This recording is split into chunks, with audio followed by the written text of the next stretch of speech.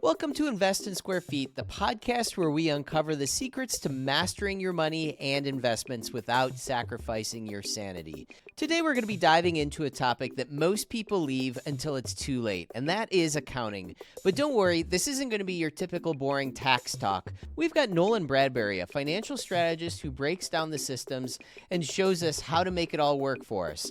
From tax hacks to turning chaos into clarity, Nolan's got the playbook for building wealth while keeping life simple. Buckle up, this one's going to be a ride. Yeah. So I'll answer one of the first questions up front, and then I'll do that. So accounting is a very sort of squishy term in that it is a broad umbrella of things that have stuff that falls underneath of it. So the first thing is that underneath accounting, you have this sort of tax, bookkeeping, strategy, finance aspect of things. And within that, those are the things that then specifically people get into. Accounting is the umbrella that encompasses all. Why is accounting important though? Let's take each of those kind of at their own merit. So tax, the main reason it's important to understand taxes, people don't want to pay more than they have to legally, right? That's the first thing that people will tell you, regardless of your political leaning, regardless of who you care won the election, it doesn't really matter. Nobody is, I would love to pay more than I have to. That's just not a common thing, right?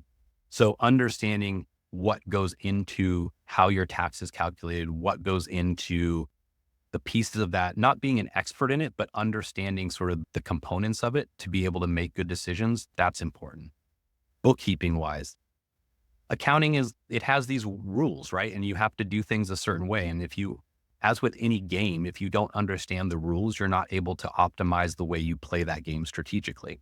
If you don't understand that buying things in this way gives you a better treatment in terms of what is your profitability, your cash flow, then that is putting you at a disadvantage to other people in your marketplace. Other people your competitors even, where they can use additional funds or strategies to do things more effectively. So the last piece, I guess I would say, is what I call an advisory component. And that's the culmination of all of this, which is once you have that data, both on the tax and sort of bookkeeping aspect of things, then you're able to actually make strategic business decisions from that. The thing I try to stress with my clients is there's two types of decisions you can make, conscious ones and unconscious ones. And we have to avoid the unconscious ones. And so what I mean by that is you make a decision A, but you make it with no sort of data in mind, meaning that you don't have anything that sort of tells you A is the right answer. It's just intuition or gut based. Conscious decision is you choose A or B or C, but you do so with knowing that the evidence or the data tells you what the answer should be. And then what I always emphasize is it's not that you can't pick something other than what the data says.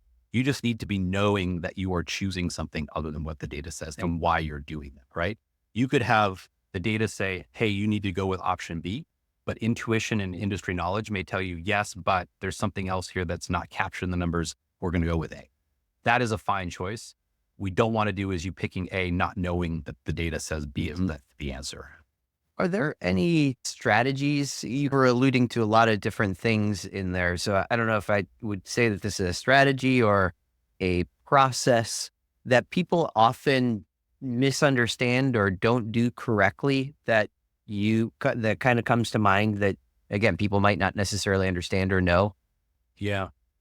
I'll pick taxes as one is because I think there's a perception, this is a broad statement, obviously, but there's a perception that sort of with the tax return preparation, that's where the savings happens. And what I try to explain to people is all the strategy from a tax mitigation, tax reduction standpoint, it all happens way before you ever get to the tax return. So the first thing to understand is that whatever tax return you're filing, it is very simply put a reconciliation. It is the difference. Basically, it's the calculation of what you should have paid in tax per the government and what you actually paid in tax. And so whether you get money back or you owe additional money, it's simply those two numbers subtracted from each other. Okay. And one of the frustrations I always hear from people is, I don't really feel like my tax preparer, they help me or they give me any like strategy. And it's like, the reality is when you're preparing a return, you're not looking for strategy.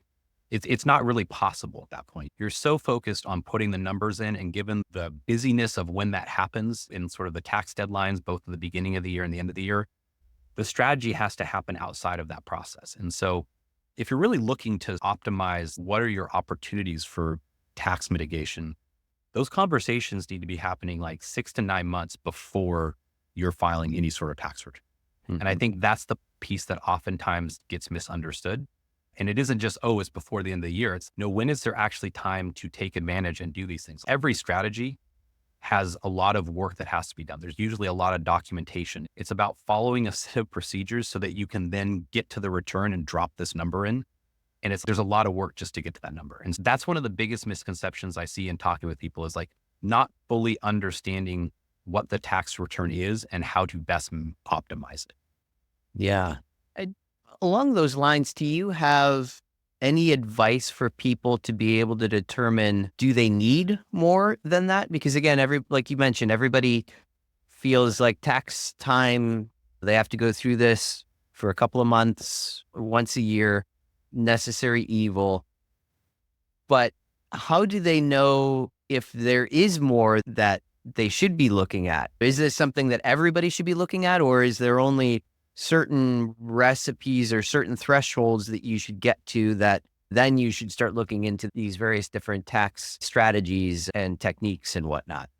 Yeah, it's a great question. And so I'll answer it with a couple pieces because I think they're informing of each. So first off, if you are primarily earning your income from W-2 wages, there's not a lot that can be done in terms of reducing your taxes at that point. And that's because your tax calculation is basically your wages from your paycheck times whatever your tax rate is. Like where the savings occur is in other areas of the return or in the code. Okay.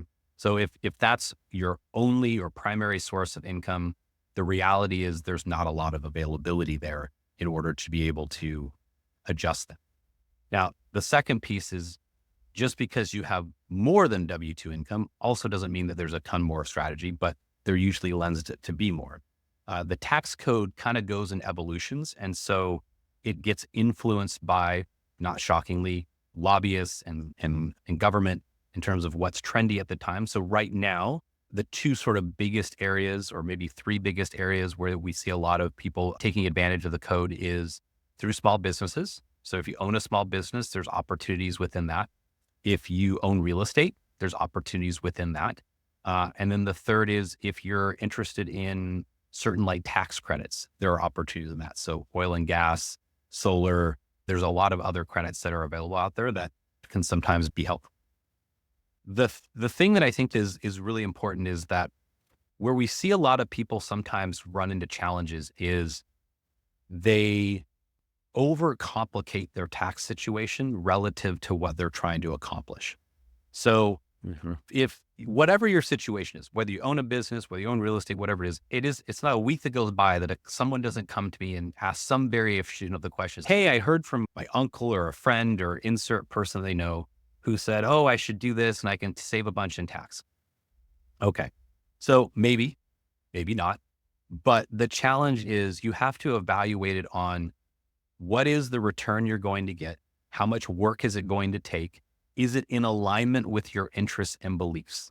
Okay, so I'll give a scenario here. We had a client who in the medical field, professional, paid a lot in taxes, owns his own business, and was offered this opportunity to buy some real estate. I won't get into the nuances of like exactly what type of real estate, but basically if he gave this company X amount of dollars, they would go invest in some real estate and then he would have to manage the properties and so forth. And so the question that he asked me basically was like, is this a good idea? And I said, absent seeing the documentation around the investment, like it's hard for me to say the nuances of it. I go, but maybe the better question I'll ask you is, do you want to manage real estate? He was like, I guess I don't know. And I was like, to me, that's probably the first question I'd want to ask myself is because if you start this process, like that's the minimum that you're going to have to do. Like to get any benefit out of this, that's the first thing you have to do. And so you own this medical practice, you own the building it's in, you have other things that you want to focus on. Where on the chart or your list of priorities does owning real estate and being a bit of a landlord fall? And I was like, you don't have to answer me now, but that's the question that I would want you to answer yourself. So he left, he came back a bit later. He's like, I don't really want to be a landlord at all. I was like, okay, then I wouldn't do this deal. Regardless of how effective it would be for you from a tax mitigation standpoint, if it's not in alignment with what is of interest, it's not worth doing because you're not going to follow it to the T that you need to. You're not going to be invested in it. It's going to be like another chore And that's not really what we want to be doing here. We want to be simplifying and making our lives easier, not adding to it and making it harder. And that's a thing that often trips a lot of people up is they get allured in by the idea of saving a lot of money, but they never really stop and ask themselves if that's worth the time and the other things that come along with it. And if that's a trade-off they're willing to take. Yeah. I love that mindset. And something just clicked for me when you said that we should be simplifying things and not complicating them. When you're thinking about the tax strategies that can be deployed, Yeah. are there easier isn't maybe the right word, but better solutions than others? Like you use this example of this guy that was presented with this real estate opportunity. Probably there was some type of partner that had an opportunity that he wanted to go after, and he knew that this guy had quite a bit of money, so he's going to bring him in there. But again, with that became quite a bit of active investment. It sounds like active management and all of that. I know that what we do is we would take that exact same type of situation and say, here's the opportunity. If you want to invest your capital, you're not going to do any of the management or any of that working side of it. It's much more passive than that. From our perspective, or for his perspective, that potentially could have been a better solution. But again, just my original point was getting back to a state where we understand the complexities that we're bringing into our life with all these various different things. And we're all entrepreneurs too. So entrepreneurs tend to be very shiny object focused. So they're constantly bringing in more and more of these complexities. And there absolutely is something to be said about streamlining things. So I'm curious from your perspective, if there's any type of a checklist or something like that where people can identify that maybe they're going down a more complicated path than they need to, or they are already on a very complicated path and there's some streamlining process or simplification that can be done. I'm just curious if anything comes to mind as being able to give some type of direction to people to identify themselves as, I'm doing it right, I'm all screwed up, I've got way too much going on. Does that kind of resonate?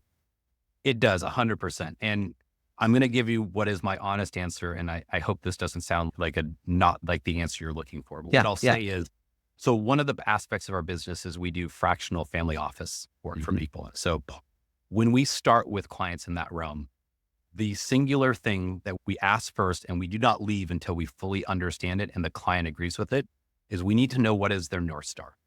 What is it's not that it can't change, just to be clear, but in that moment, what is the thing that is a non-negotiable for you? What is the thing that you have to have, and that when we come back to make a decision on any strategy or any opportunity, that you're going to evaluate it against this idea? Is it more time? Is it more vacation? Is it more money? Like, it doesn't matter to me what it is. It's just about you having security and knowing that's your thing. Because what I have found is that, and this isn't just a business owner thing, but people in general do not afford themselves the opportunity and the ability to really think about what it is they truly want. We are so often bombarded with ideas and suggestions of what ideal looks like, from commercials, from other people, from jealousy, from whatever it is that sort of influence our outlook on things. But we don't actually often know what is the thing that is most important, because when we ask that question, there's usually a pretty good dead pause, and that, like, they don't know. It's not very often someone goes, oh yeah, it's this thing. This is the thing I care most about. So the reason I say that is because to some extent, it doesn't really matter unless you know what that thing is, because that is whatever your thing is, whatever your number one, whatever your North Star is, that's the thing that you're going to do the best.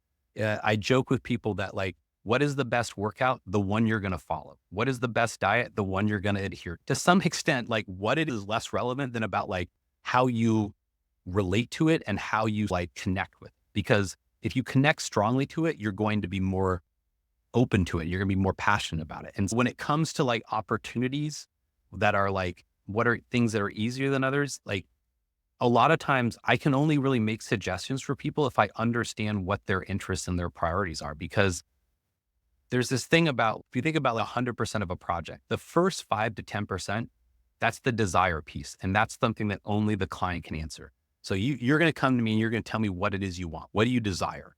And then I'm going to spend the next 80% or so coming up with that solution for you because I know what your North Star is. And then I'm going to come back to you. And at the end, you have to approve that and give your sign off, and then it gets done. That's really your involvement in there. Everything else in between is my responsibility to give that to you, but I can't do that for you unless I know and what are the important things. And like, I realize like I said, that's probably not like the specific answer you were looking for in this, but I think sometimes we get caught up in silver bullets or one like hacks that like solve everything for us. And the reality is they don't exist in my opinion. There just isn't something, because if there was that, everyone would be doing it.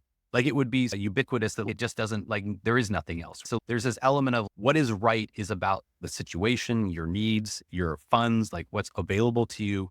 It's specific to you, and we can give you the right recommendations up to a point, but at that point it's preference.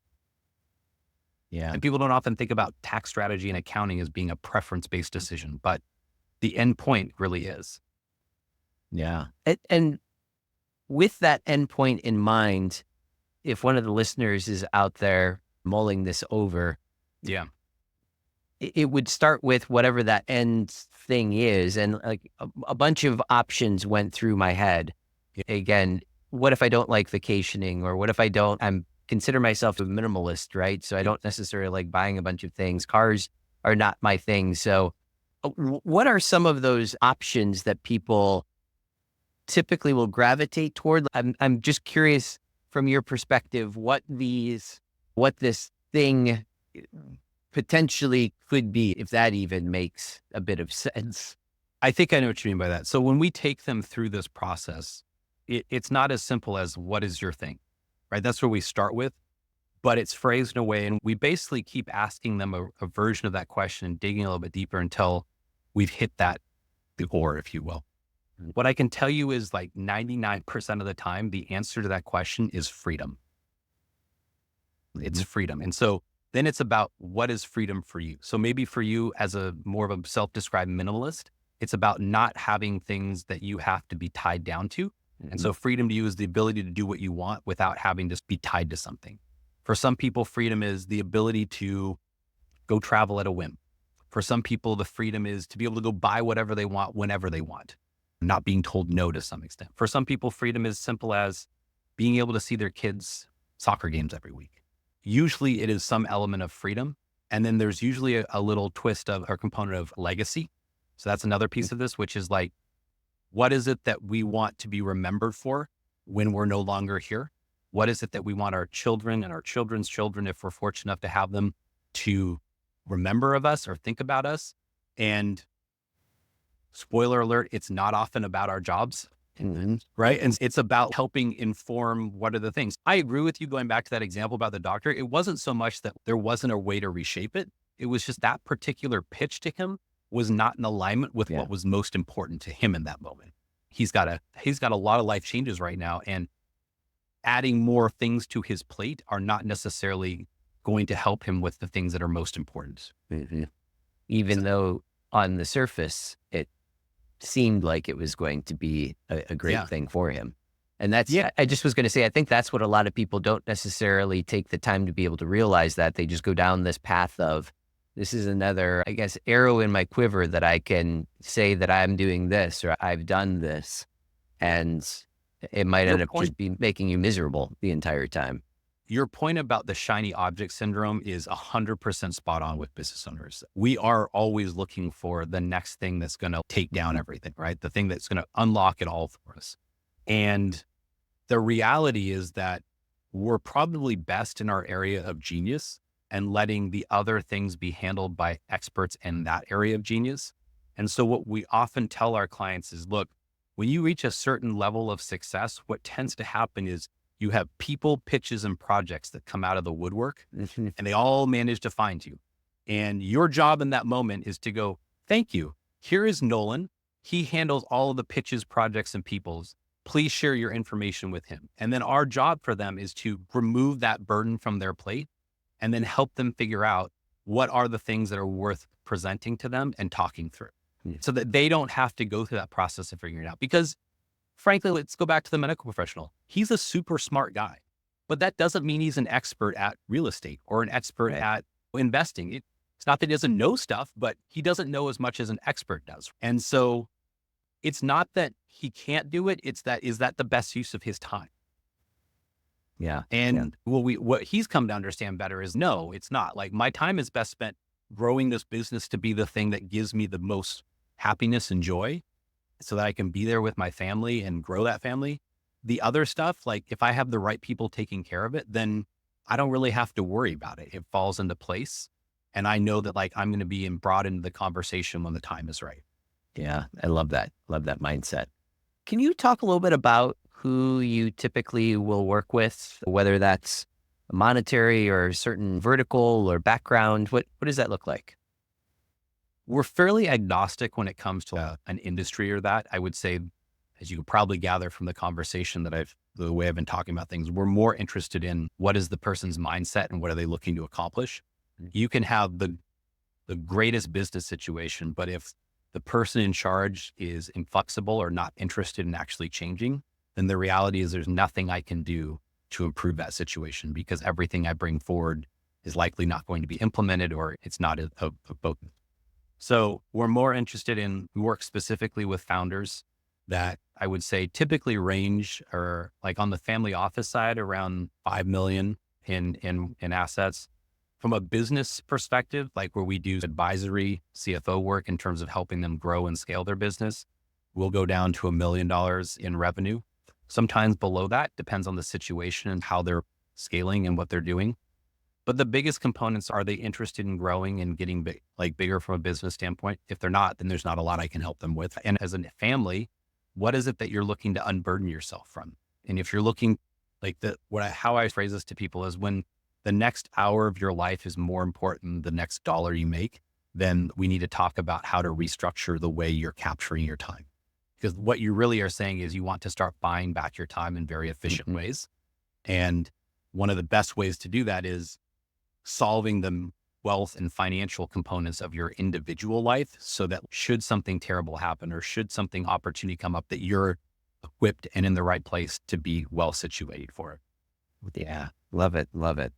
I feel like this is a good segue, because we're talking about a lot of planning and understanding where we stand with things. I mentioned to you how I started doing something that I call life crafting, but I think I've been doing this for about a year now or so. But basically, it's uncovering what tasks or what the steps are that I need to do to achieve a certain goal for that week, right? So I normally set 3 goals for myself every week and set the action steps in place so that I work on that throughout the week. And my thought process behind all of this is that I'm speaking to all of these amazing, accomplished individuals here on the podcast, and I really want to be able to understand what are the things that they really hold as being very important in their own life. So the question that I like to ask people at this stage is, what is the highest ROI activity that you have in your own life? And again, some people go more business-like with this, very tactile. Other people, it's more personal and meditation and spiritual and all of that type of thing. So for you, what is your highest ROI activity that you do in your own life? Yeah. So there's a couple components to this, but the short answer of this is creating time where I do nothing. So as a business owner, I wear many hats. I'm doing a bunch of stuff throughout the day. I'm context changing almost constantly sometimes. But when I don't allow time in my personal life or my business life to just sit down without any distractions, no devices, no nothing. And it's not even like I have to go away, but having 15 to 30 minutes, sometimes an hour, to sit there and just let the brain almost come to a slowed point of stop. Because what I've found is that's where the ideas and creativity come, is when it's not inundated with a bunch of unnecessary stimulus. When you're constantly getting dings and bells and notifications and kids yelling at you and all that sort of stuff, your mind gets numbed. It's desensitized to some extent. And so it stops, in my opinion, stops producing great ideas, or at least you're not able to connect with them. But when I set aside that time, I always usually have 1 to 2 things that pop into my head. Now, they're not fully baked ideas necessarily, but they're things that I write down. I'm like, okay, I want to come back to that. I want to explore that. What did I mean by that? Why did that sit with me in a way? So that's something where I have come to understand how important that is in my life. Now, I'll back up a second because I didn't always understand that. So a while back, I started working with a fractional COO. I'll give a plug. Her name's Natalie Gregorian. She's great. She works for Tip Top Ops. And one of the things she forced me to go back and do was actually start tracking my time across categories. And the idea behind it was in relation to Dan Martell's Buy Back Your Time, which is, where are you spending your time that is like a very easy place to just have someone else do it for you, right? And I came from a background in public accounting where you had to track every 6 minutes of your day, and I hated it. And so I really resisted wanting to do this again. But I realized I resisted it because I was scared of what it was going to tell me, which is I was wasting my time. And when I started doing it, lo and behold, there was an element of that. But once you start tracking your time, there's a bit of a competitiveness that takes over that you actually start to evolve anyway, because you're like, oh, I don't want to do that because I don't want to record 15 minutes to admin when I know I shouldn't. So you start doing higher leverage things almost out of just avoidance of having to be accountable to that, which in of itself shapes it. And so from that process, I realized that the days and the weeks where I didn't have that time, I went back and I was like, I was more nervous. I was a bit edgier. Maybe I was more moody. And you start to work through those patterns and you're like, oh, this is the thing that seems to unlock all of this for me. Yeah. You had so many things there that I wanted to dive into a little bit deeper. You mentioned how you will sit and just be still for 15, 30 minutes, sometimes an hour. During that time process, do you have maybe a running list or something like that you're using of, these are the things that I'm thinking about, I'm struggling with, or wanting to be able to make some type of an impact on? Do you have those in your mind, or do you try to drown everything out and just go blank and see if anything pops up to you? What does that process look like for you? The latter. Maybe this is an irrational belief in myself, but I firmly believe that the mind will shake out the most important thing. I think consciously we come to sometimes the wrong answer because there's a bias of whatever is around us that makes it more conscious. But when you sit down and usually I will do some sort of, I use this thing called Brain FM that creates, it's music that sort of is meant to adapt your brain waves to be in a certain state of mind. And so I use a meditative one or creative music. And when I do that, after a few minutes, I feel like I'm locked in, and it's just about letting the brain go, like just not holding it back. Like whatever the thought jumping is, whatever those things are, I just let it go. And at some point in that process, for me at least, the brain will get stuck on something and it will start to think more about that thing. And at that moment, I will usually just make a voice recording or write down something real quickly so I don't lose it. And then I try to stay in that moment as much as I can until there's nothing left to ponder at that moment. Mm-hmm. And then it will either go on or that's the end of my reflection time. But I try not to go in with, I need to solve this problem. I will say this, before I go to bed at night, that is the thing I do before I go to bed, is I always say to myself, I want to do X. And it is this manifestation idea that I'm just telling myself that this is what I want to do. And then I go to sleep and I trust that the subconscious is going to be working on that while I sleep. And I find out that, again, sounds really like woo-woo, if you will. No, like, love it. I 100% believe that, like, telling yourself that, it gets into this idea that you start to believe that idea. And you take on a different perspective of, instead of wanting something, or instead of needing something, and then you move to wanting something, but then you move to like being something. Mm-hmm. When you're being something, like it just has to be by nature. The fact that you are it means you are it. You're not aspiring anymore. And so part of it is just telling myself, this is what I want, so that my brain knows that and I can move towards out of wanting it into being it. Yeah, that's really powerful. When you go down that path of laying down at night and telling yourself that you want something, does this thing that you are telling yourself, does it stay consistent night after night for a period of time? Or is that not something that you are, I guess, checking off the box that I've done that or I've accomplished this? I don't know if that's really necessarily the right mindset, but I'm just curious, like, how often are you changing that, and how focused are you on, accomplishing something before you go off to the next shiny object and try to accomplish that? Yeah, so good question. I don't know that I've ever really thought about that. My initial reflection as I think back on it is the things that I'm usually saying to myself before I lay down at night is like, they're big topics. Like they are like aspirational type goals. Like I want to solve this problem. I want to achieve this. Maybe it's a revenue number. Maybe it's like, I want to close this amount of sales next month. Like it's something that isn't like tomorrow going to be solved, but it also isn't where there's a conscious me going, oh, I've checked that off, done, and I'm on to the next thing. It's again, I sit with that, and each night I think that until I don't think that anymore. And it's the next thing. And usually it's a week, maybe it's a month, but I would say the question, it tends to slightly evolve, if that makes sense. So like one night it might be, I need to figure out how to do X. And then the next night it's, I need to figure out why X is. And it's almost like it's my brain is making the progress on it unconsciously. And that at some point it asks the next question to prompt itself. I know it sounds really weird. No. I believe a lot. I believe a lot in the unconsciousness, Yeah. if you will, or subconsciousness. And like that, it isn't like at some point I go, oh, I've achieved that and check it off. But what I can tell you is that more often than not, those things I think about, it isn't too long down the road that something pops up that is directly related to them. Mm-hmm. Like there was one where it's like, man, I would really love to find someone who does this because I feel like that would be a great offering. And like a week later, like I got randomly connected to this person. I was like, oh man, you're the person I've been looking for. Like it gave me goosebumps. I was like, oh man, you're the person I have been looking to talk to for like months now. Like, how did that shake out? And I do believe that on some level, it was a component of, I put that out in the universe that like, this is what I needed and wanted. And the universe conspired to help me find that.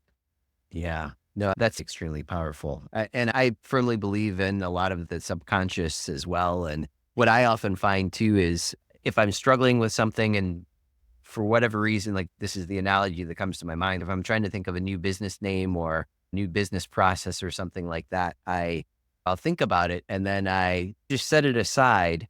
And then all of a sudden, at some point, it pops in there. Oh, that's the name, or that's what I should do. And it's just what you're saying. You need to meet somebody and they miraculously appear in front of you, and completely believe that your subconscious is constantly working on things and you don't actually have to, be there consciously looking at it. It's being worked on and it works itself out if it's supposed to work itself out, essentially. So I 100% agree with that. I think that I think you can get in your own way if you try to overthink something. Mm-hmm.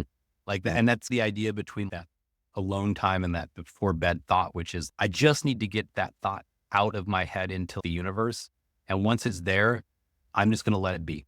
Like that's the extent of what I'm going to try to control and manipulate that thing. I'll come back and I'll think about it, but I'm not actively trying to solve that problem a lot of the time, because what I have found for me is it's like squeezing water in your hand. Like the harder you try, the more the water just finds a way out. It's like, it's the opposite for me. It's like the less I struggle to think of a solution, the more likely it is to come to me. And so it's like about relaxing the brain, relaxing the body, just let it do its thing, as opposed to just like really trying to crunch down and go and focus on this thing and work all your energy into. Yeah, I love it. And you mentioned Buy Back Your Time by Dan Martell. I love that book. And you mentioned a couple of tools. You mentioned Brain FM, which I'm not familiar with that one. I usually will listen to binaural beats just on Spotify. I don't know if you have ever heard of any of those, but there's different frequencies that basically are tones that if you're looking for inspiration or creativity or concentration, there's different tones that you can listen to. So that's what I do. But I'm curious, you mentioned time tracking, again, from Buy Back Your Time. What tools are you using to be able to track your time? Yeah, so I use a software called Timular. There's a desktop application for it. You can connect it to your calendar so it pre-populates. You basically just hit a button, you stop the button. It also has an app on your phone, so if you forget, you can stop it from there. You can override the time if necessary. I don't have this feature, but there is like a dice almost where it's like you can rotate it over, and whatever that side is, it automatically tracks it for you. When you're done, you just flip the dice to the next one. So you'd actually have to go into an app or anything on your computer. But I found it to be it's like tracking calories for yourself or monitoring what you eat.